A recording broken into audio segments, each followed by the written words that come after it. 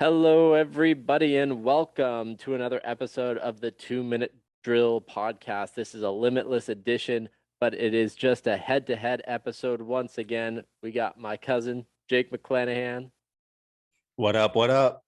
and myself, Michael Homan, as your host. We are going through the week 13 slate of games to give you a recap of the last week head to head between myself and Tyler Cordell. Against the spread, I went 8-7. Tyler was ice cold. He went 3-12. On the over Oof. under side, we both had winning weeks, however. I went 12-3. That's my best against the over under yet. I think that's the best that any of us have done yet on a certain category so far. And then Tyler was not far behind me on that. He went 9-6. At the end of the episode, when we gave you the picks that we were had some conviction on, we went 2-3. So all across the board, it was a little bit different. But this week, it's Jake and I going at it. We got winning picks for you guys. Don't worry. Yeah, we got this. We got this. Oh, and by the way, I also won the water bet against Tyler. Smart. I'm glad Yeah, you did. Ben Roethlisberger did not have a great fantasy day. Neither did Joe Burrow, but Joe Burrow had a better fantasy week than Ben Roethlisberger, and that's all that matters. So, All that counts. all right, let's jump into it with Thursday night football. We have the Saints taking on the Cowboys, and the Cowboys are favored on the road on a short week that really isn't short for either of these teams. It's pretty much a regular week since they both played on Thanksgiving last week, but the Cowboys are favored by 4.5. The over under is 48. And on this one, I am going to kick it to you first, Jake. I'm curious on what your thoughts are for Thursday night. Yeah, so Thursday night, both of these teams didn't really have a great Thanksgiving games at all. They both lost when, I don't know, especially the Cowboys. I thought they should have won that game and definitely covered. They kind of screwed me a little bit there. But I'm going to take the Cowboys to have a bounce back on this one.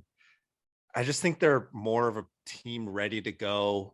I know they're dealing with some COVID issues with some coaching, and Mike McCarthy's not going to be there, but Dan Quinn's going to be taking over, and he's been a head coach in the league for a long time. So I'm not too worried about that.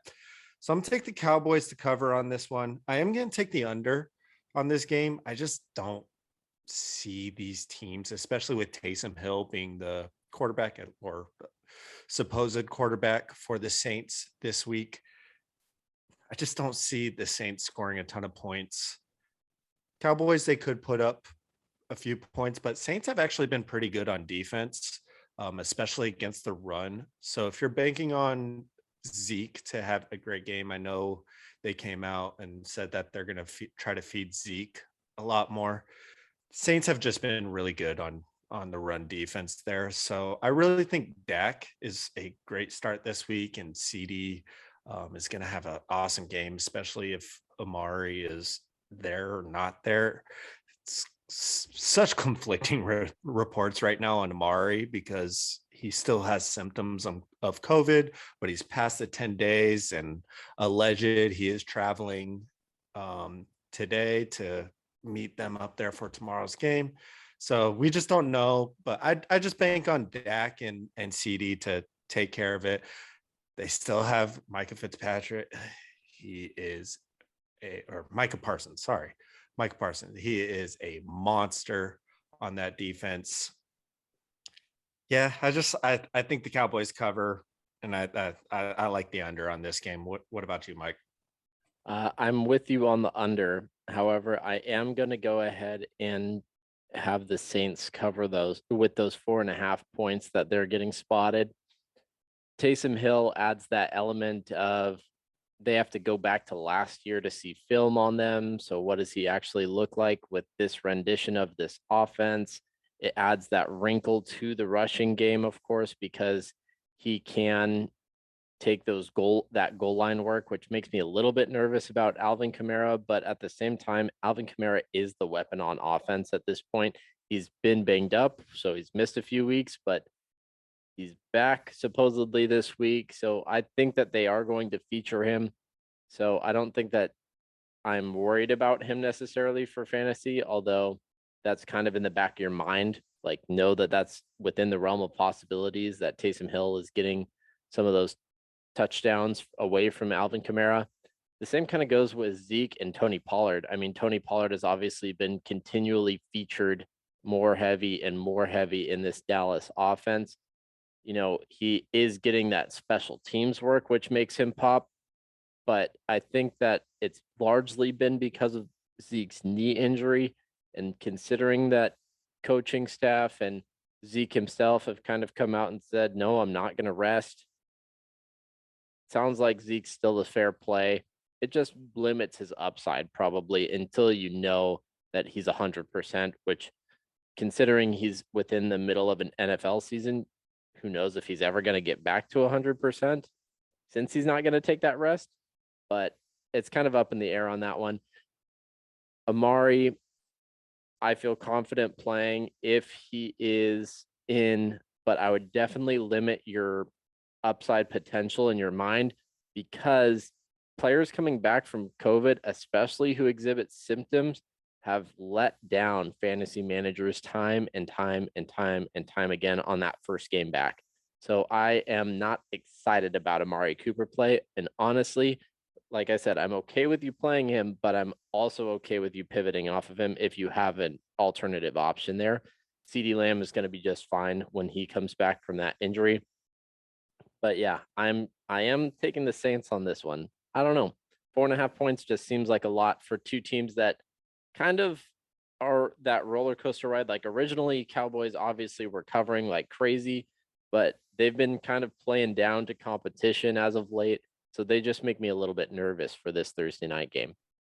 The biggest reason why I did take the Cowboys on this is I know they played two different teams, obviously, and the Saints just got demolished by the Bills on Thursday. And I know the Cowboys lost to the Raiders, and that's a team on paper they should beat every single week, but it was still a harder fought game. And so, it just, that's going to be a tough one, especially with the line 4.5. So I could definitely see why you took the Saints, but yeah, I definitely like the Cowboys. Cool. All right, let's go ahead and move on. Up next, we got the Texans and the Colts. And the Colts are away and favored by 8.5 points. Can't see my little text there. And it is an over under of 45.5. I'm going to say this, and it's the ugliest pick I think I've made all year. And I've been back in the Texans like crazy, and it's been biting me. Like, even last week when I was pretty hot, I backed the Texans and they bit me.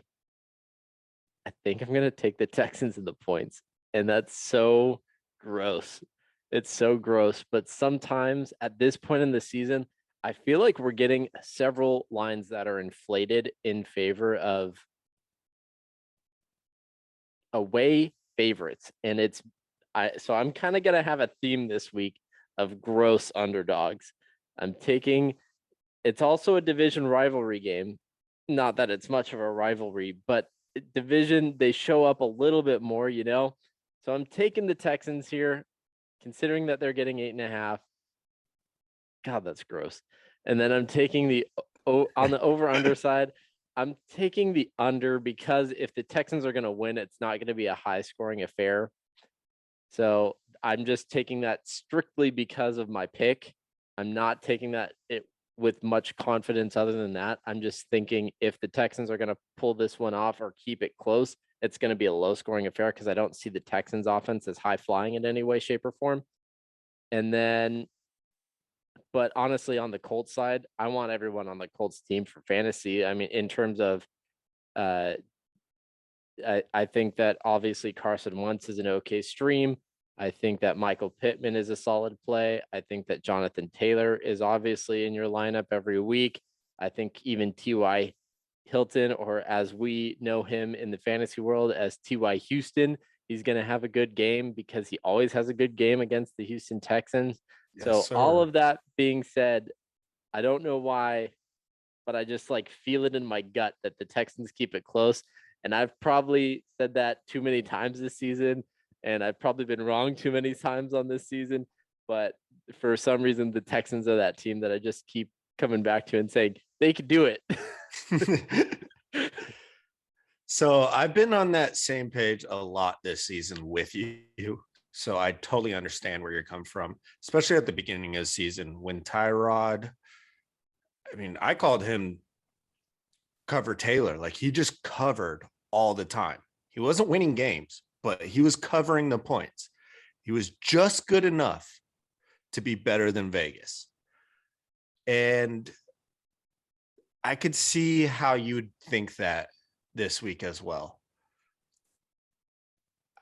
Colts are just, they're a good freaking team right now. I know. And you said it. T.Y. Houston is a real freaking thing. T.Y. always goes off against the Houston Texans. They call him a ghost for a reason, and he truly turns into a ghost whenever he's playing the Texans. It's absolutely insane. So because of that reason, I know 8.5 is a lot. I could easily see them winning by 10 points in this game. So I'm going to take the Colts. I know the Colts have been terrible at once they get a lead, keeping the lead. And the main reason why is because they stop going to Jonathan Taylor for whatever reason. I think Frank Wright has this like weird idea or secret belief in the back of his head that he has to get Carson Wentz to become MVP level again. So they're just going to throw the ball 80 times a game, 45, but 80 times a game. And they're just going to be up so much that they're going to give the ball to Jonathan Taylor, hopefully. And yeah, I think Colts just run this out on them. I think Jonathan Taylor eats. I love Carson Wentz in this game, though, because of the T.Y. Hilton fit effect. And I think Pity City has a good game as well, too. So, yeah, I'm going to take the Colts. I do like the under, though, in this game. I don't think it's going to be a high-scoring game. I think the Colts are going to try to dominate this by the run because they're going to be up early. So I'll take the under. But I do like the Colts to cover 8.5, even though 8.5 seems like a lot. I'll take them in this one. And then since I didn't mention any fantasy options on the Houston Texans, and I'm backing them, obviously Brandon Cooks. So there you go. That's the only one to mention. Yeah. And I mean, if you're super desperate at running back, Rex Burkhead, but that's if you're super desperate at running back. So all right, let's go ahead and move on to the next game here. We have the Lions and the Vikings. And the Vikings, again, road favorites by a touchdown, 7 points. Over under is 47. And I'm kicking this one to you, Jake. What do you think is happening when the Vikings take on the Lions? So I think the Vegas is toying with us on this line. If you look at the last game that they played, it was 19-17, 2-point. Everybody wants you to take the Vikings because it's the Lions, but pains me to say this. I'm taking the Lions on this one. I'm also going to take the under. Vikings have not been able to blow out a team really at all this season, cover more than over a touchdown. So I don't see it happening again. They've already had this matchup. Dalvin Cook is out. If you are the Dalvin Cook owner, I pray and hope that you had Alexander Madison like I did, and he is going to eat, and I'm very excited, knock on wood. I love that matchup. I also think Justin Jefferson is Justin Jefferson's game. He's going to have an awesome. But yeah, I like the lines in this one. For being an 0 and to being a completely defeated team, it's not like they've backed down, given up, rolled over. They do fight, and Vikings just aren't great at all at putting teams away and having a multiple touchdown, multiple score victory over teams this season. So I'll take the Lions on this one. I don't like taking the Lions, but I'm definitely going to do it. What about you, Mike? You're joining my side of taking ugly home favorites, divisional matchup. Let's Lions are going to go. show up a little bit. Vikings can't put teams away, like you said. I say that the Vikings are going to win this game by like 3, 4, not 7 or more. So I'm on the Lions +7 there, and I'm also taking the under. It's just one of those games, division matchup. See it a lot where, you might expect, the Vikings to show up and put a lot of points up against this defense. They're not that team when it comes to division rivalries that show up. I mean, yeah, the Packers Vikings game, obviously that was kind of a high scoring game that kind of goes against what I'm saying, but we've already seen it this season between these two teams. Like you said, it wasn't a high scoring affair. So I expect more of the same. When it comes to fantasy on the Lions side, TJ Hawkinson, Jamal Williams are the plays. And obviously that's with Swift out. So, and then on the Viking side, the other names that I might mention are Thielen and maybe Tyler Conklin, but not necessarily an exciting play about Tyler Conklin. He's kind of just like a safe baseline play for tight ends this year, though. So hopefully you have better options than him. But TJ is a Hawkinson on the Lions is just a must start every week. So if you got him, he's in there. And Jamal Williams, if you got him, he better be in there because Swift That's is, another running back that you better hope that you have Jamal Williams or you got him in waiver wires if you're the Swift owner, yeah. because not having Swift is tough. Not having Cook is tough. Those are the two running backs that I love. I think AJ Dillon's in there too, but those type of backups, you can just rely on them when they get in. So Yeah, there are lots of backups in this league that don't do anything with the opportunity. We saw that with Jeff Wilson earlier this year. For some reason, I still have him on my bench, but I, I tough. wish I wish for him of old. He did not show up for me, and I'm not the Eli Mitchell manager. So, but why are we talking about 49ers? Let's get out of here. Let's go on to the next game. We got the Jets and the Eagles are away and favored by a touchdown. Seeing a recurring pattern here. Over under is 45. But on this one, I'm diverting from my theme. This is not a divisional matchup. And so I am taking the Eagles to cover the 7. I don't care that Jalen Hurts is a little bit hobbled. I don't care that it could be Gardner Minshew. In fact, I'm ready for Minshew mania if that happens because I like the stash. I like his mojo that he's got going on. Over under wise, God, I've said under 4 times in a row now because I'm taking an under here, but that's the way it has to be on this one. I am not excited personally about very many options on fantasy because the Eagles backfield is more convoluted than I want it to be, with Miles Sanders still kind of being the lead back, but then Boston Scott kind of looking good back there as well. I think that Miles Sanders is still going to get the workload, but it's just gets more messy that way. And then Jalen Hurts is not the passer that it needs to be to make the fantasy options that are on receiving and tight ends super relevant week in and week out. So it makes it a rough play for guys like Goddard and Smith. So it's just harder to have confidence in those guys, and it's hard to have confidence in Jalen Hurts if he starts because of his ankle issue, because he's really more of a threat in the run game when it comes to fantasy relevance. And then on the Jet side, Tevin Coleman is an okay play in replacement of Michael Carter, but I'm not excited about it. I don't think that he's going to do that much damage, but he could. I mean, I think he's going to get the workload, so it's just a volume play, if anything. And then, God, I haven't had any confidence in starting a Jets receiver all year long, and I don't see that changing for me now. So that's probably end of list for me. What do you think, Jake? Yeah, I went back and forth because on the same kind of boat of big spread, home team, underdog, kind of want to go with them, but I couldn't. I think the Eagles are actually playing a lot better than how they started this season, and I think they're going to kind of keep rolling there and at least make the Cowboys pay attention to them for the NFC East there. Um, but yeah, I'm gonna take the Eagles on this one. Again, I'm on the same train as you. I'm taking another fourth straight under in this game. I just don't think it's going to be high scoring at all. Jets, just again, are a good team. Fantasy options.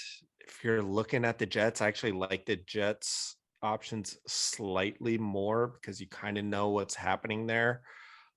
Coleman does look like with Michael Carter out is taking most of the reps there.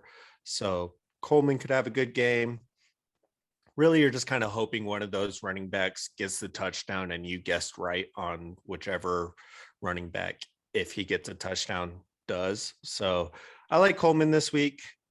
If Coleman could get going, Elijah Moore could be a decent play. He's kind of starting to show why he was highly touted coming out of college there. He is a talented wide receiver. Again, I'm with you. I'm not trusting any Jets wide receiver at this point at all. If I were to start one, I would take Elijah at this point over Corey Davis, which sucks because I'm the Corey Davis owner. And for the Eagles, yeah, I'm not really excited about any of their options as well, too. I do think if, and this is again playing ifs, if Sanders or Scott can really get it going, that does open up their passing game a lot. So Devonta Smith could have a good game. Typically, whenever their running game is firing, that's when Devonta Smith has good games. So I think he could actually have a good game because I think just the Jets aren't good. They're not. So yeah, it's going to be an ugly game in my opinion. Yeah, this is definitely a Jets not good play. That's why we're both on the Eagles and the under. All right, let's go ahead and move on. We got the Bengals and the Chargers, and the Bengals are favored at home by a field goal. And the over under is one of the higher ones of the week, 50.5. And on this one, I'm kicking it to you, Jake. So what do you think is happening when the Chargers travel to Cincinnati? Yeah, we just don't know what the Chargers are this season. They've been pretty inconsistent all year. They've been really good and they beat the Chiefs and came out playing great football. And then they've also come out and in a game when they're supposed to beat the Broncos, they go out and lay a dud against them. So it's a very inconsistent team. So for that reason, I'm going to take the home team on this one. I'm going to take the Bengals. I'm going to take the over. I think the inconsistencies in their defenses, even though they both have pretty solid defenses on paper, they've also been pretty inconsistent. I think it's going to be a high scoring Joe Burrow versus Justin Herbert affair. There's going to be a lot of touchdowns, a lot of yards. I love Joe Mixon in this game.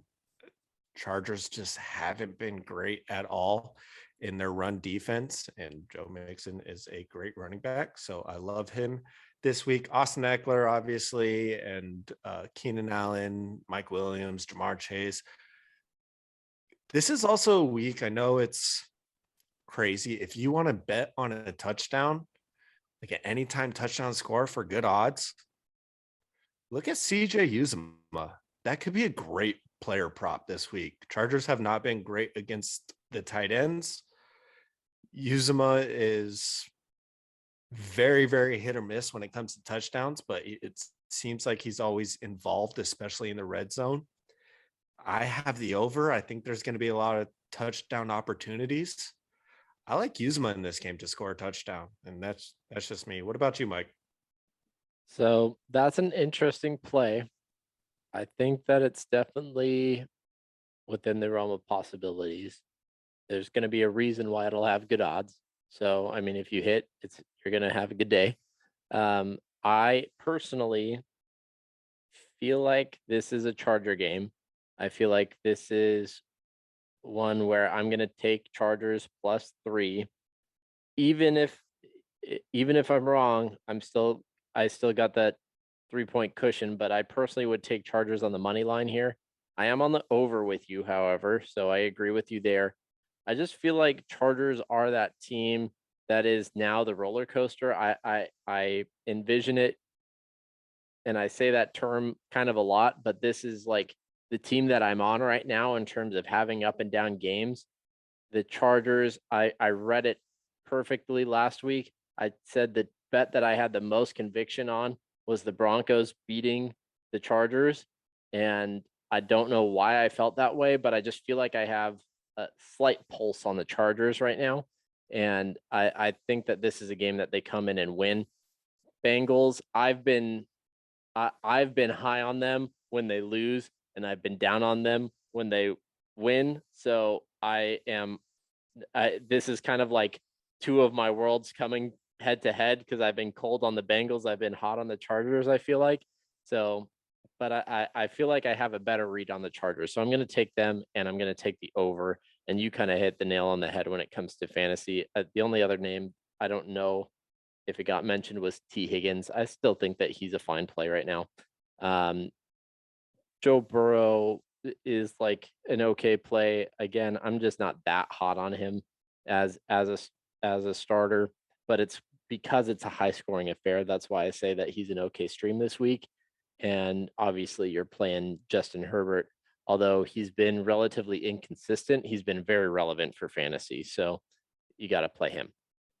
Well, let's go ahead and move on. Up next, we got the Dolphins and the Giants, and the Dolphins are favored by 4.5 points. The over-under is a low one at 41. On this one, I'll take it here. Personally, I'm taking the Giants and the points. I did it last week. Wow. I did it last week. I took the Giants, and I was right. I'm taking them again, and I don't know why. I just feel like I never trust the Dolphins. Dolphins are the team for me this year that I just don't trust, and they've been playing better, obviously. And Tua is completing a much higher rate of his passes. I think he's gone like 80% completion rate or higher in back-to-back weeks, but they're all kind of dump off short. Nothing special. I think that with Mike Glennon at quarterback, it's like a weird wrinkle that maybe the Dolphins are like, again, less film study on Saquon, another week removed from injury. Hopefully he produces more, especially for the sake of fantasy managers, but and of course the same kind of goes with this whole injury riddled receiving core. But if they're healthy, I'm okay starting them. But again, just another week where I don't see a lot coming from this game. Jalen Waddle is going to have a good game, and that's it. And Miles Gaskin is probably in your lineup. He's been very fantasy relevant, even though he seems to be like one of those hot and cold players. He's hitting for you more often than not, I feel like. And then, Gasecki, he's going to be in your lineup as well. So those are kind of the fantasy options. Besides, of course, the gamut of whoever is healthy on the Giant side of the ball when it comes to the receiving core. But I'm going to pass it to you, Jake, because I know you're surprised on that pick. I'm taking the Giants, and then I didn't say an over-under, did I? No, you didn't. I'm not confident in either way. Either way, I would personally fade this over-under in terms of betting it. I will go ahead and I will take the under. I think that it is just a low-scoring affair. I agree with you wholeheartedly on the fantasy options. You nailed it there. I'm going to take the Dolphins on this one, though. The backup quarterback, Mike Glennon, we just don't know what he's going to be. And the Dolphins have actually looked pretty good here in the past 2 weeks. I think we forget, I definitely don't, that they beat the Ravens 2 Thursdays ago. So that was fun. And they actually looked really good doing it. Granted, Lamar and Ravens haven't looked especially awesome since then, but I think I think the Dolphins figured it out on the defensive end. Not to be an elite defense, but definitely enough to be a lackluster, hurt Giants team right now. Saquon is coming back from that injury. He's looked pretty good since then. Like, there's no denying that it's still Saquon. He's not as dominant, but still Saquon Barkley. Fantasy options for the wide receivers, I wouldn't start any this week if you had the ability not to, just because we don't know with Mike Glennon who he favors, who he likes, what's going on there. Jalen Waddle obviously is going to crush it. He is a really, really good wide receiver, and Tua does look good. So, yeah, for all those reasons, I think just the Dolphins have more weapons this week. And on defense, they're going to be able to handle, at least control and take care of the Giants. So Dolphins, and even though it's a 41 over under, lowest of the week, these teams just don't score a lot of touchdowns, even with the backup quarterback. So I'm going to take the under on this one as well. It's a scary over under to take the under on, but I'm taking the under on 41. I don't see a ton of scoring at all. Right. You and I are diversifying heavy in our picks against the spread, but over unders, we are in lockstep. And I just peeked at my fantasy matchup this week, and I have no reason to care about it because I've already locked up the bye for the playoffs. But I'm facing Mike Gesicki and Jalen Waddle, so even more reason to just root for the Giants. Why not, dude? That's fair. Don't blame All me right. there. Speaking of games I want to root for, up next, we got two Cardinals fans talking about the Cardinals and the Bears game, and the Bears are at home, but they are underdogs by 7.5 points. The over-under is 45.5, and I'm kicking this one to you, Jake. So take it away, Cardinals Bears.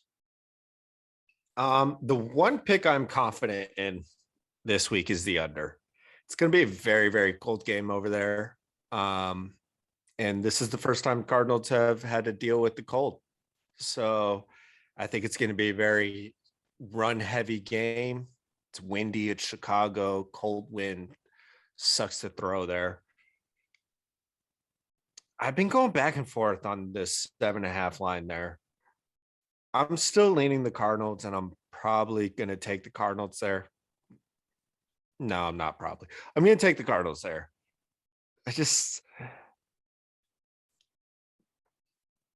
The Cardinals are a really good team this year. Like, their defense is awesome. They have all the right tools to stop the run, stop the pass, anything that they need to do.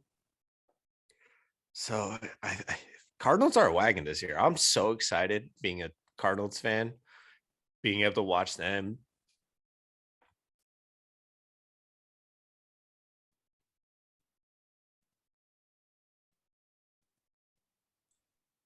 Sorry about that. His heart got too excited. It was about to explode. For real. Love the Cardinals. Beating out of my chest. No, I'd love them this year. I think they're locked to win the division. If you got them early like I did, good on you. I'm very excited and happy for you. So yeah, I'll take the Cardinals to cover on this one. That's a tough cover. I don't like that it's right over that 7. It makes it tough for me. But I think James Conner just handles it. He's been killing it. Their run game has absolutely been killing it. So I think their run game dominates this week. And yeah, I'll take the under on this one because of the cold. I don't think Kyler and D-Hop have as awesome as a game as everybody is hoping for. I definitely think that they will still be relevant and a great play.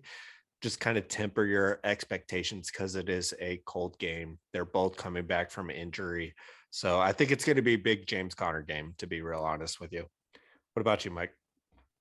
I am in the exact same boat. I have flip-flopped back and forth because I have enjoyed fading teams with people coming back from injury, which definitely fills the Kyler Murray and DeAndre Hopkins, motif to a T right now. So it's hard for me not to take the Bears, but as a Cardinals fan, watching my team be good finally, it's really nice to like back them every now and again. And I've been the guy this year who's been like, I'm gonna fade the Cardinals. I'm gonna fade the Cardinals this week. I'm gonna fade the Cardinals this week.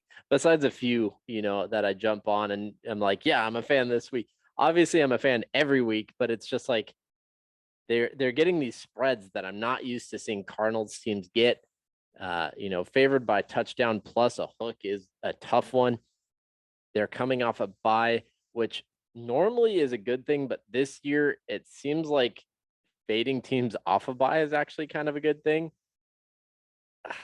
God, there's a lot of things that like make me want to say the Bears, but I'm not going to. I'm gonna ride with you. I'm going Cardinals and I'm going under. So we're the same on that one. It's like Let's go. it's that there's a lot of things though telling me not to bet the Cardinals this week. So I'll put it that way. But on this one, it's one that I actually won't put money on. But my pick for the sake of the podcast is the Cardinals and is the under. Fantasy wise, Montgomery, James Conner, Mooney, D Hop, kind of endless, and Kyler. But then for me, that's the end of the list. I wouldn't go for any of the extras on the Cardinals side in terms of Christian Kirk, AJ Green, any of those guys. And obviously, I don't think that you could start anyone that's not Mooney on the Bears side in terms of the receiving core. Cole Kmet has kind of been a steady Eddie in terms of tight ends, He but could be a decent play this week. yeah. And then, I mean, Zach Ertz honestly kind of has shown up pretty well in terms of a tight end as well for the Cardinals. So both of those are like okay plays. They're not my favorite plays. So it's like if you are streaming tight ends for the season, those could be good options for you. But I would keep it basic this week. Fantasy options, just go with the tried and true guys. Don't try to get fancy. Call it a yeah. day. And even with those tried and true guys, with the ones coming off of injury, main two, of course, being Kyler and D Hop, I'm not expecting a ton of production fantasy wise, at least. I mean, they might, again, we're both calling for them to do enough to win the game by more than a touchdown, but it's just one of those weeks where you don't necessarily have a lot of confidence in that pick. All right, moving right along, we got the Falcons hosting the Tampa Bay Buccaneers, and they are home dogs by 11 points. And the over-under is high at 50.5. So tied with the Chargers Bengals game for the highest over-under of the week. Jake, I'm interested, really interested actually, because I've had like my thoughts on this game, but I want to get your reaction first because I've gone a surprise pick or two already. Screw it. You know what? I'm taking the Falcons. I figured you are the way you were setting the way that I was up. setting it up, I'm like, I've already given it away. I'm taking the Falcons. I'm taking the 11 points. Again, it's a divisional matchup. Golly, man, I'm making the ugliest picks this week. Like every single pick that you make, if you're with me, you're gonna feel so gross making these bets. You're just like, I'm taking the Falcons plus 11 points against the Bucks, but I'm doing it. I'm doing it. I'm actually relatively confident in it. The Buccaneers only covered last week in terms of being away. Like they just don't cover on the road all that often. It's a divisional rivalry game where the home team is down and getting spotted 11 points. So that's really the only reason I'm doing it. I think that Cordero Patterson is going to have a good fantasy week. Kind of end of list in terms of Atlanta Falcons that I ever want to play fantasy wise, if I'm being very honest. On the Bucks, again, it's one of those games where I'm like, I want all the fantasy options on one side besides one guy, but I just don't think that they're going to do enough to cover the 11. So Tom Brady's a fine play. Mike Evans, Godwin, Gronk, Fournette, all of those guys, yeah, fire them up, full confidence. I just don't think that the Bucks are covering the 11. Over under 50.5. I'm just gonna take the under. I'm so conflicted on that. But so that's one that I don't have a lot of confidence when it comes to the over under. I don't have a lot of confidence in it, but for some reason I have very much confidence in the Falcons getting spot 11. Jake, what say you? I'm complete opposite of you, and I love it. This is the first time we're actually really being full contrarian against each other this week. This could be a water bet. This is the first time we've been all I'm gonna give contrarian. you. I know I'm you're gonna give you a hint that there's another game that we haven't gotten to that you'll probably want to water bet me on too. But I'm okay with doing multiple water bets if you want. Oh, I like that hint. Even though I have no censor myself freaking clue what I'm going to do in that game, but I really like where you're at, so I know what I'm going to do in that game. But yeah, I'll take that water bet on this one. I have the over, and I have Bucks winning. Is our water bet on like both of our picks have to get right, or are we just doing against the spread water bet, or are we doing the over under water bet? What's that? What are we doing? Let's make it a parlay. A parlay. Yeah, so both of our parlays have to hit. Nah, let's make it fun. We'll just do the spread. Okay. We'll just do the spread. I was gonna say we're gonna wind up being 1-1 and not having it a result. Right. We'll just do the spread. All right. Yeah. So I have the Bucks in this one. I know the Falcons defense has been coming along and getting better as the season has been going on. But I just think that the Bucks handle this one. Cordero's gonna have a great game. I just don't see anybody else having a good game on that team. So yeah, I just don't see why they would cover the 11 unless Cordero has like a 2-3 touchdown game. Maybe Russell Gage also has a good game. I know he's been kind of getting a lot more involved in the offense as far as that goes, but Bucks have a pretty good defense. The Bucks just have so many weapons over there that, especially in this matchup, that I think are just going to have a great game. Leonard Fournette, that dude is an absolute monster this year. What the hell happened? Like, why was nobody talking about him at the beginning of this season? Yeah, he was definitely like a pick that happened in our draft early, and the dude got laughed at. And he got, and specifically because he personally like has some huge vendetta true vendetta against this dude. But he picked him anyway, like kind of drunkenly, and then Instagram. Everyone laughed, and he's been the benefactor for sure. That's no lie. Yeah, so because of that reason, because they have a great run game and the pass game, Gronk is back, looking good again. I'm gonna take the Bucks on this one. Take the over as well. I'm not confident because of the spread. The Bucks haven't been great against multiple possession spreads, but they haven't been terrible either. So yeah, I'll take the Bucks on this one. Water bet. All right. Let's go ahead and move on to another gross game. I'm just gonna say it right now. Rams, Jaguars. Rams are favored at home by 12.5 points. The over-under is 47.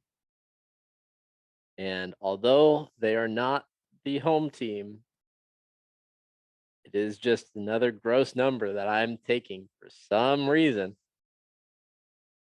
I'm taking the Jags to get 12.5 against the Rams.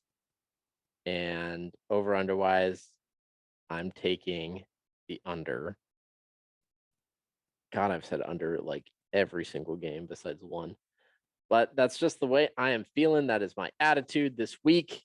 I'm taking ugly numbers on ugly teams. It's just like I kind of said at the top of the episode, there's a lot of big inflated numbers here, and I'm going to cash on some of them. So I'm just taking my shot at a lot of them, I guess. I love it. And it's again one of those games where I want James Robinson Pretty much no one else on the Jaguars. And then on the Rams, Cooper Kupp, Matt Stafford. What's the Henderson Sony Michelle situation, Jake, since you're the Henderson manager? It looks like Henderson's going to play. Pay attention. It might be a more of a split backfield this week, but it does look like Henderson's going to play. And typically the way Sean McVay works is he just kind of runs Henderson until he gets hurt 3 minutes before the half ends, and then runs Sony Michelle the rest of the time. So sounds like you're very excited about that play.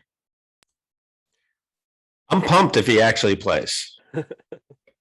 But then again, there's that 3 to 5 minutes that he decides that, yeah, I'm done. 3 to 5 minutes plus a half. Yes. Yeah. So on this game,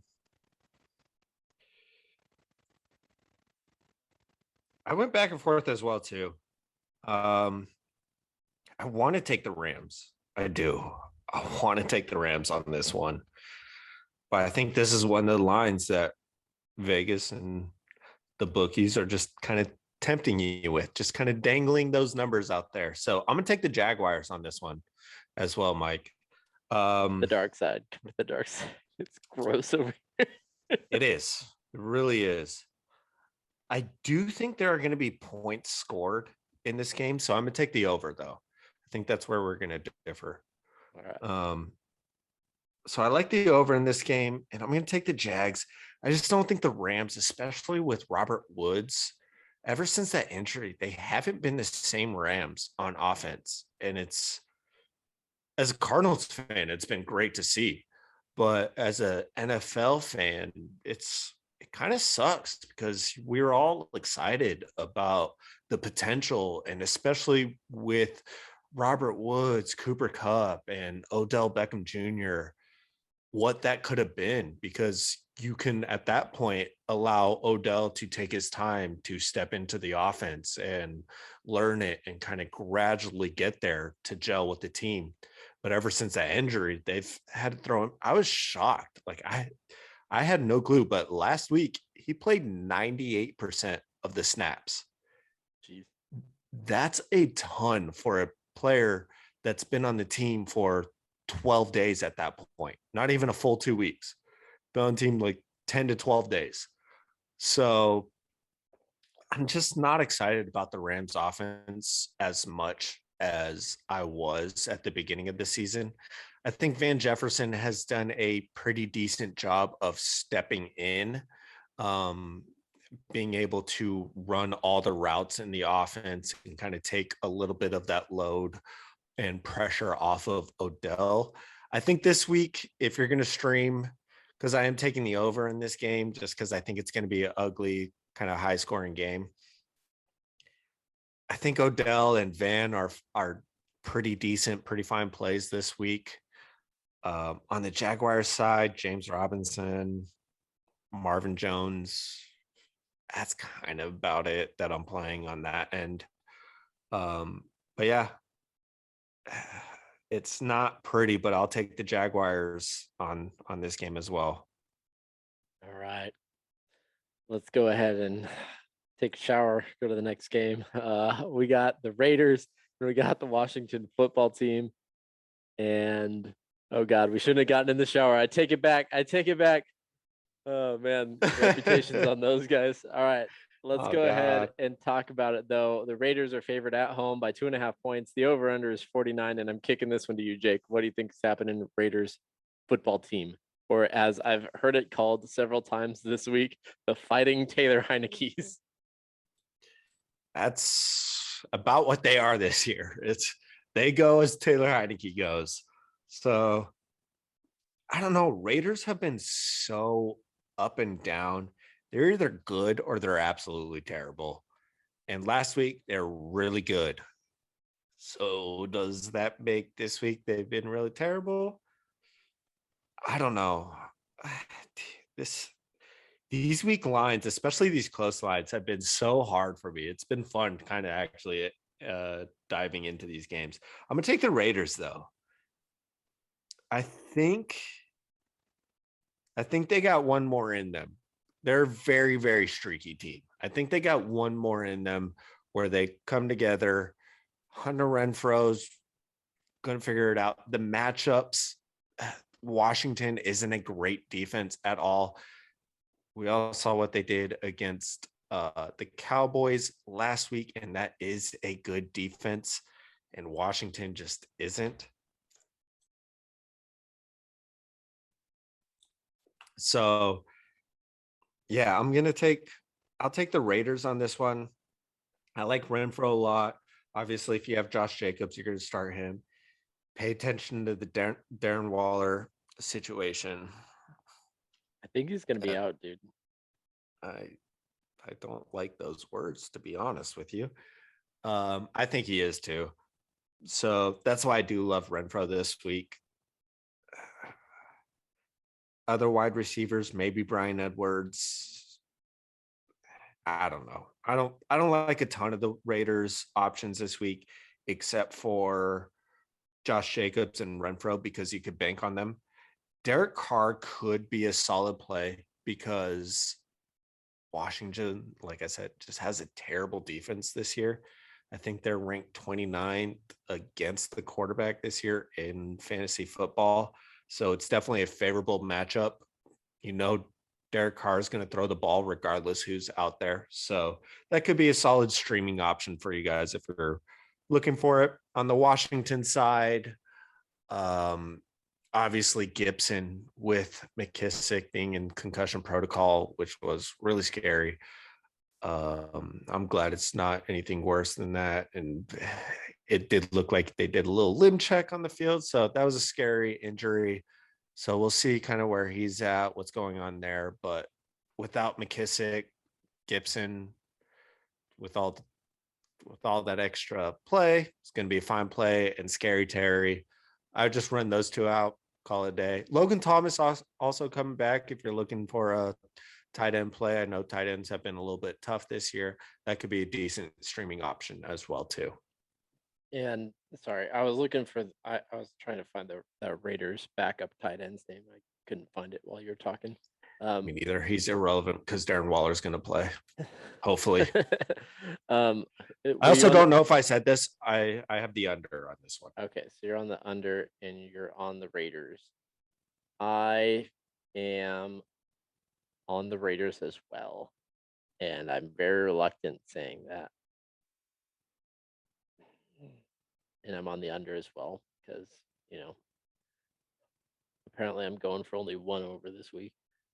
Jesus. All right. But yeah, I'm on the Raiders. And the reason being is I don't want to live in a universe where if the season ended today, the Washington football team would be making the playoffs. I don't know how that's reality right now.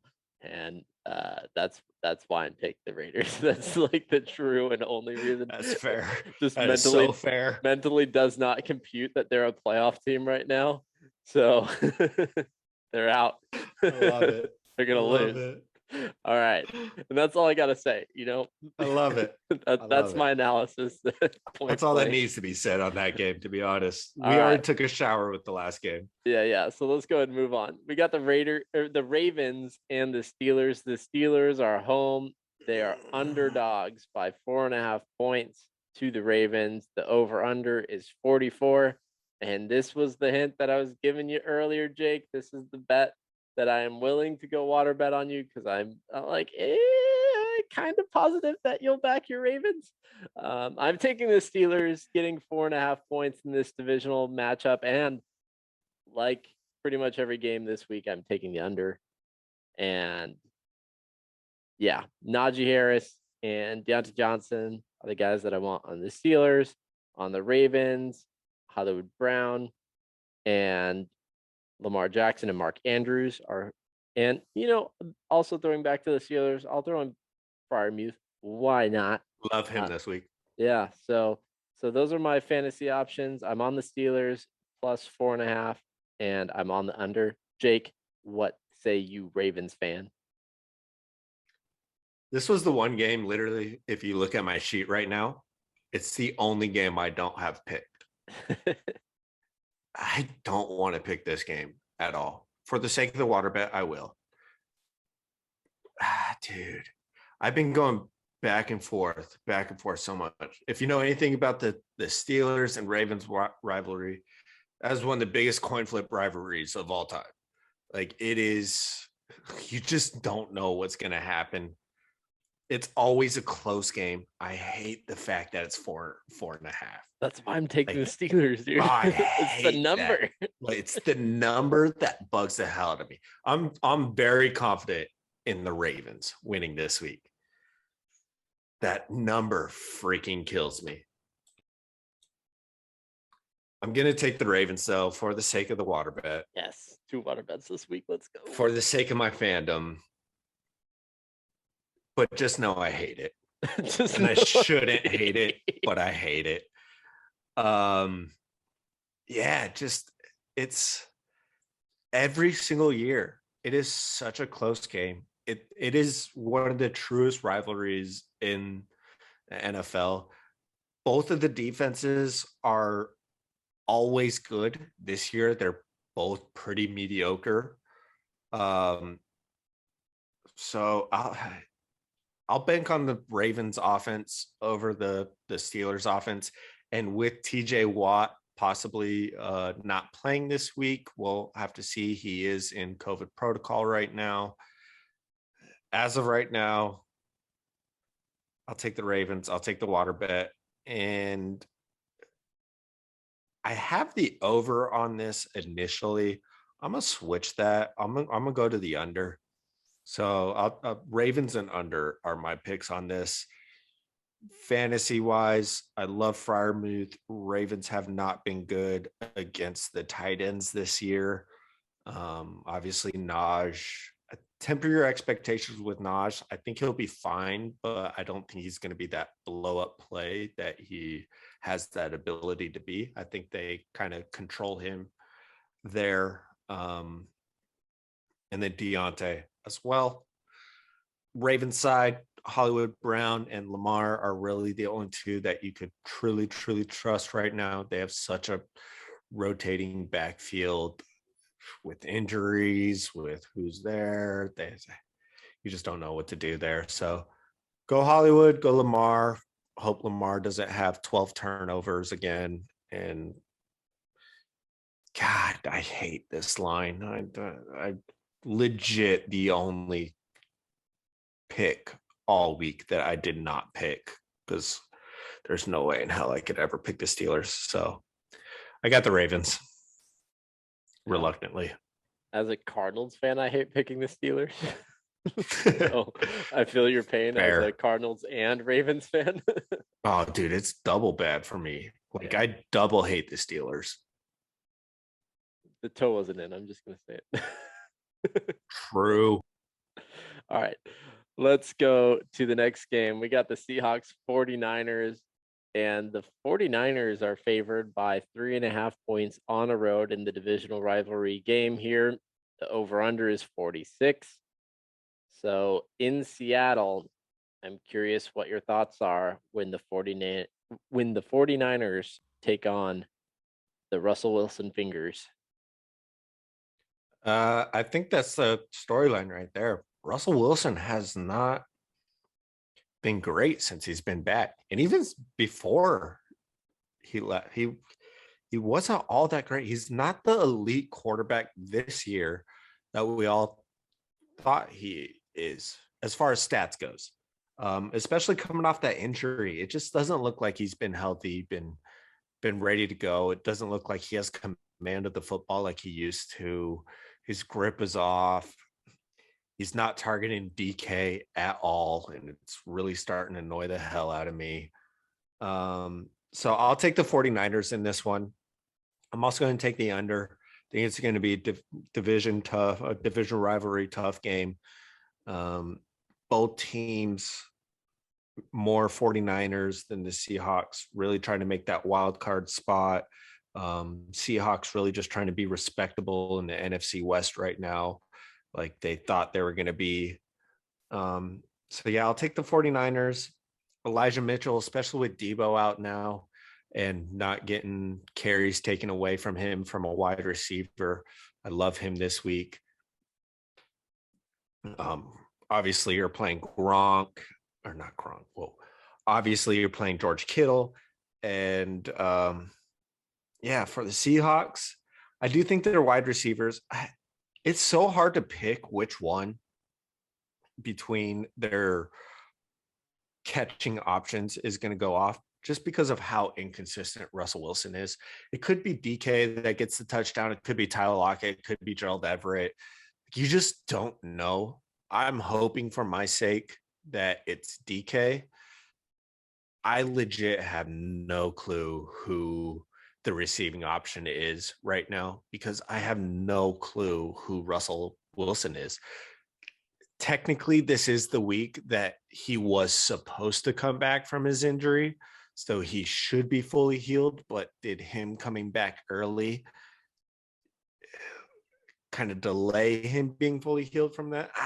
I don't know. So this is a tough game for me for Seahawks fantasy options. I'm not confident. I'm not excited. You still have to start DK if you drafted him is because of where you drafted him. So hopefully it's DK. For my sake, personally, I really, really hope it is DK. Jake, What about you, Mike? you sound like you're hurting fantasy wise this year. What's going on? I am. It's not been great for me. It's not been fun. It's been more stress than it is fun. There's a little knife twist for you listeners. Yes. In our league Yes. going on right now, Jake is on the struggle bus. He's just hoping to avoid lead punishment. I don't know if your goal is playoff at this point. Is it still playoff? In my head is Okay. I have a 16, no, 6 or 16, one of those two. I'm dyslexic. But I have a 6 or 16% chance of the playoffs. Okay. And I'm shooting for it and I'm hoping for it. I'm being optimistic. At least my odds for playoff is better than it is for Waffle House. So I'm excited about that. Yeah, our Yes. league punishment is spending 24 hours in a Waffle House, but you get a hour off your time if you eat one of those gigantic Waffle House waffles. So I'm right there on either way. I yeah, could go either way. it could go either But way. my odds are better for playoffs technically. And Okay. that's scary. That's scary. All right. And then I'm with you on that game. I'm 49ers and I'm on the under. I'm fading Russ until he proves it to me. And it's a divisional rivalry that I'm not gonna say is high scoring, especially with Debo out. And Debo is the one that I would trust to carry that to an over. And it makes my heart sad that he's out because obviously I have him on my roster and he's been very good to me this year. Very nice to have him. So because he's out, I will say the other name that I'll throw in there fantasy wise, Brandon Ayuk. He's definitely stepped into his own again this year. And so I think he's going to be a great play now that he is kind of the only other option outside of George Kittle there when it comes to just fantasy relevant players. And Mitchell, like you said, I would stay away from the Seahawks backfield, but I would play both Lockett and DK because you're going to be pissed if they go off and they're on your bench. You're going to be pissed when they don't go off too, but that's just kind of the game you got to play with when it comes to those Seattle receivers. So the state of Seahawks, man. I called it last week. I said on the podcast, Monday Night Football, they're going to drop this one to Washington. And it's just kind of going to be the sign that the Seahawks are like, they're circling that drain, Dude, I thought they had it last week too. I thought that was the week that they bounced back, and when they didn't, I lost a lot of confidence in them. Yeah, it's so weird to think that last year they won the NFC West. What a difference a year makes. That's All right, wild. let's go ahead and move on to the Chiefs Broncos Sunday Night Football, and the Chiefs are favored at home by 10 points, and the over under is 47. And on this one, you mentioned earlier that there was a quarterback that you felt is one that just covers. That's how I feel about Teddy Bridgewater. Teddy Bridgewater is just kind of a covering quarterback. It gives me great trepidation to pick against Andy Reid coming off a bye. I don't think that the Broncos win, but I don't think that they lose by 10. So that's why I'm picking the Broncos this week. And for the fun of it, so I don't feel like a big fat downer, only saying Do it. one under, Do it. one over all week. I'm Bet taking on it good over. football one time. Good, Bet on good good football one time. football one time. So that makes it 2 games all week that I got over. Let's go.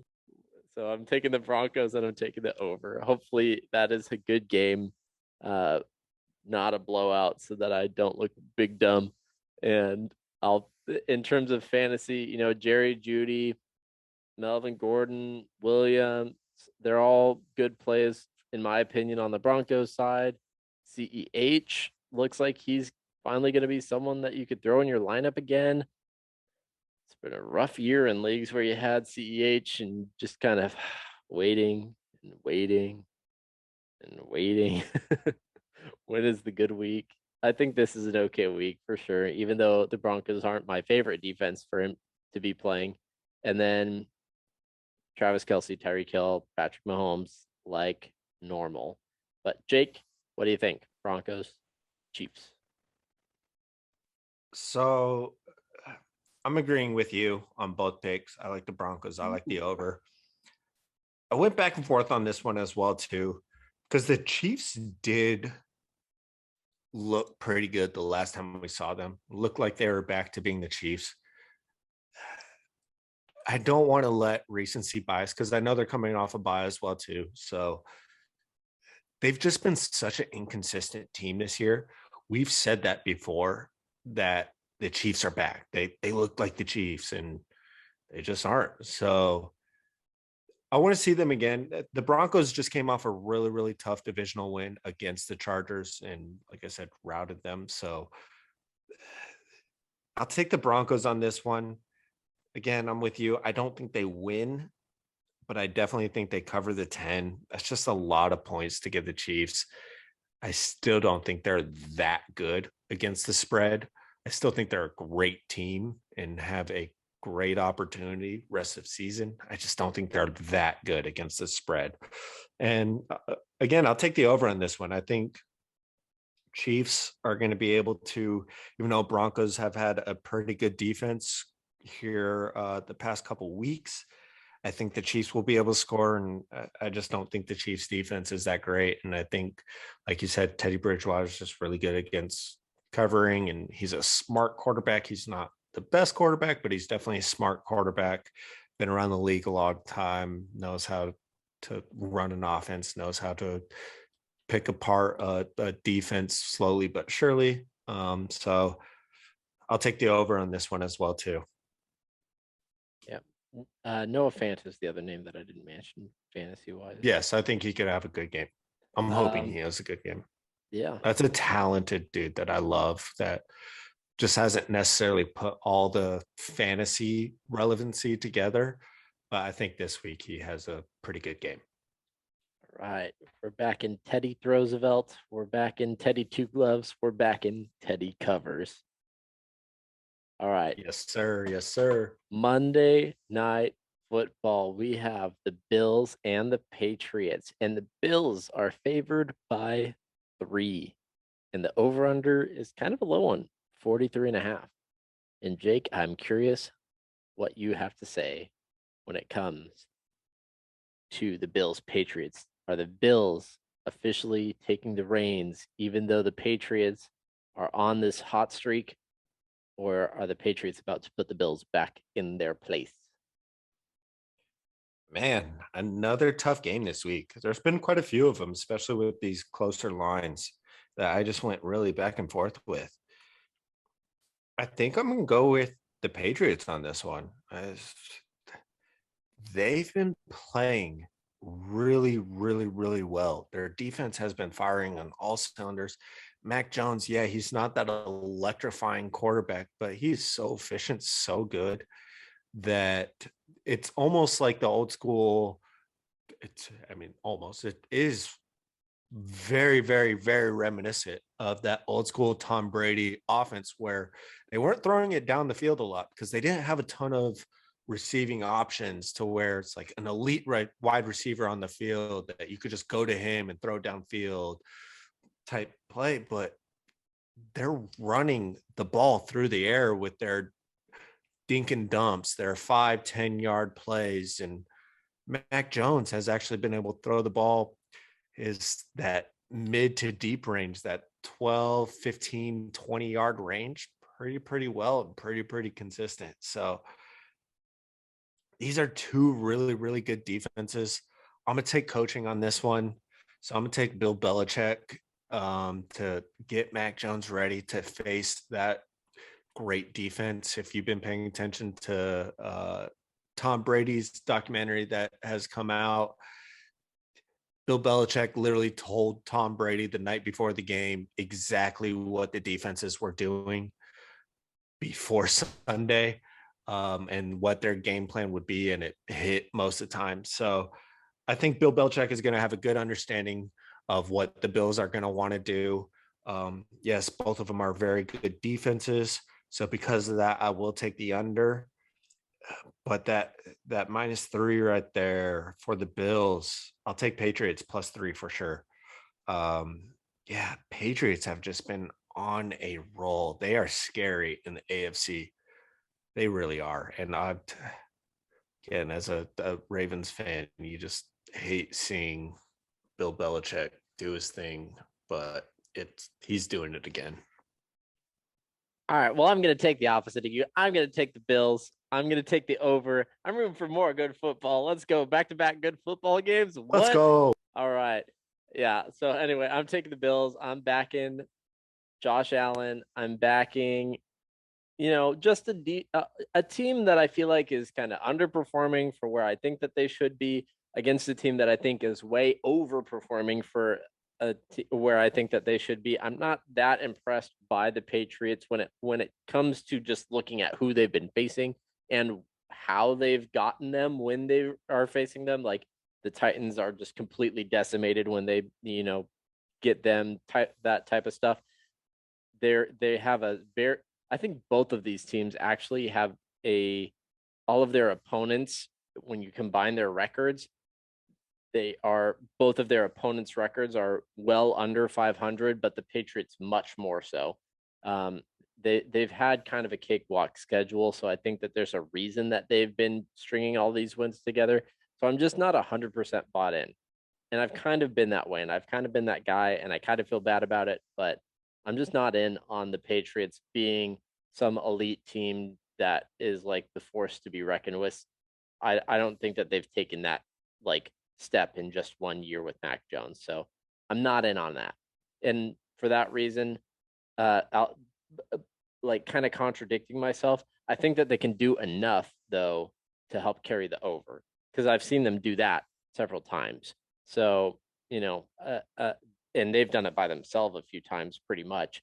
But I think that the Bills obviously have two. So when I'm just combining those two, obviously it's great defenses, but they've shown to be able to both have electric offenses when they have those games where they flip it on. So I'm going to take the chance that one of them do it this week. And I only need one of them to do it this week, pretty much with it only being a 43.5. So that's kind of where I'm at. In terms of fantasy, Diggs, Sanders, Josh Allen are really the guys that I want on the Bills. Dawson Knox as well. He's been great actually as a tight end for the games that he's not been injured. He's like the tight end. He was the tight end 3 before he got injured. I think now he's like the tight end 6, even though he's missed games due to injury. So he's been fantastic as far as tight ends go. The backfield is just kind of messy enough to the point where I'd probably avoid it with Singletary and Breida, and then Zach Moss being like healthy scratches multiple times now this year, when sometimes he's been the most productive running back. So it's kind of interesting. And then on the Patriots side, it's again kind of a messy backfield where I don't necessarily want any part of it like that I'm excited about. But Damian Harris, Ramondre Stevenson are both okay plays. I'd probably play Harris over Ramondre personally, but it's kind of one of those like, is Ramondre going to take over that role? And, you know, Bourne and Myers are both okay plays as well. I'm not super excited about them. Let's just say that. That's kind of just been my like whole mentality on the Patriots. I haven't been excited about anyone. I told you guys pretty early on that there's a guy in our league that has a Josh Allen, Stephon Diggs stack, and Stephon Diggs wasn't really performing at the time. And I said, I don't care. I'm still jealous of that stack. Like I am just a big fan of the Bills Yeah. apparently, and I'm just not in the Patriots. So that's kind of where I'm at. Yeah, the only thing that I would add to that for fantasy relevancy is Cole Beasley. Yeah, Him and it seems like him and Emmanuel Sanders go back and forth with who's going to be the second wide receiver. Seems like over the past couple of weeks, it's been more Cole Beasley than it has been Emmanuel Sanders. true. You never know who it is going to be, but if you just look at trends as far as just recency bias, it does seem like it's a little bit more Cole Beasley than it is Emmanuel Sanders. So that I would say he's a fine play as well this week. Yeah. It's funny how the front half of fantasy years impact your mind a little bit. Yeah, In my right. head, For real. Emmanuel Sanders is just like still like way overperforming, but yeah, he's kind of trailed off, that's for sure. All right. So then in terms of the picks for the end of the episode, instead of doing like looking around and seeing what we agreed on, I posed the question, what are some bets that you had the most conviction on this week? So that way we get like this is what I'm really feeling on this particular game. And I would say maybe 2 or 3, or if you want to throw an over under in there, just look it over, see what you're thinking in terms of, yeah, I'm really feeling this one in particular. One of the biggest ones that I had conviction on is taking the Dolphins this week. I know me and you went back and forth on this one, but I think the Dolphins defense has been a lot better than they have of past this season. And I think they're slowly starting to come in their own. And Tua looks pretty decent this year. Very in control of the ball. He's not rushing as much. He's looking to dump off a little bit more, just taking care of it. So I do like the Dolphins this week. That was one of the main ones that I've put in a lot of my parlays so far. Nice. I'm gonna rattle off a few if you're wanting to think of any others. I have a lot of conviction in the Jets Eagles under. I have a lot of conviction in our water bet game, Steelers Ravens, Steelers getting 4.5. And one of the other games that I'm really feeling is kind of one that I like initially wasn't super hot on, but again, I kind of just mentioned I feel like I got a a good pulse on this team is the Chargers. I think that I know we differed on that game, but the Chargers Bengals game, I think that the Chargers are able getting spotted a field goal to handle that spread. Yeah. Yeah, I don't blame you there. I do like the Eagles as well. I'm pretty confident in them. And then also Colts. I think the Colts just handled the Texans. That's one of those matchups that every year it seems like Colts just have the Texans number. Like I said, T.Y. Houston is a real deal. I love the Colts in that game. All right. And then when you're saying you're on the Eagles, are you joining my over under on that game as the under, or are you saying your conviction on the Eagles covering the 7? I'll take the under on that one. Okay. Um, So we got 5 picks between us then with you joining me on that one. So that's good. yeah, I'm not as confident, but I am very confident in the under on that one. So Cool. I'm more confident in the under than I am Eagles. So I'll take the under on that one. Okay. Yeah. So we're on the same page there. All right. So that's going to go ahead and wrap up this episode of the 2 Minute Drill podcast. Again, this is Jake McClanahan and Let's Michael go. Homan signing off here. Thank you so much for listening. If you enjoyed this episode, make sure you share it with a buddy who also enjoys NFL football, fantasy, betting, all that good stuff. Because, that's what we are. We're just guys, friends who enjoy fantasy, are in fantasy leagues together, enjoy discussing our bets. And so we turned it into a podcast and having a blast doing it. I hope you have a blast listening. Leave a review, helps out a lot. And make sure you're following the podcast so you don't miss future episodes. With that being said, hope you enjoy football this week. Peace. Later, y'all. Appreciate y'all. Later.